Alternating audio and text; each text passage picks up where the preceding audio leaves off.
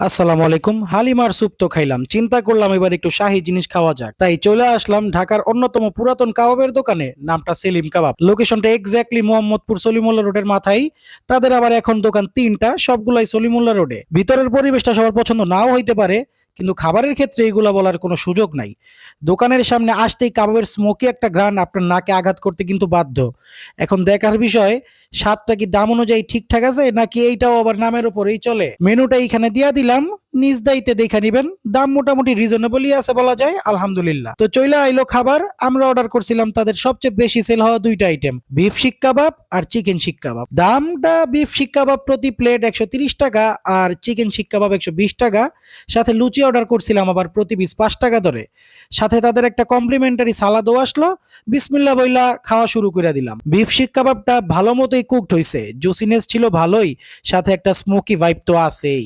আর চিকেনটাও আলহামদুলিল্লাহ খুবই ভালো আছিল। লুচি আর সালাদ দিয়ে খায়া দেখলাম, স্বাদটা আলহামদুলিল্লাহ যথেষ্ট ভালো। লাস্ট কথা আমার একটাই, স্বাদ আর বাজেট বিবেচনায় এটা ভালোই একটা কাবাব। বিকালের নাস্তায় অবশ্যই খাওয়ার মতো একটা কাবাব। তো খাবার খায় আমার পেট মহাশয় আবার ফুল লোড।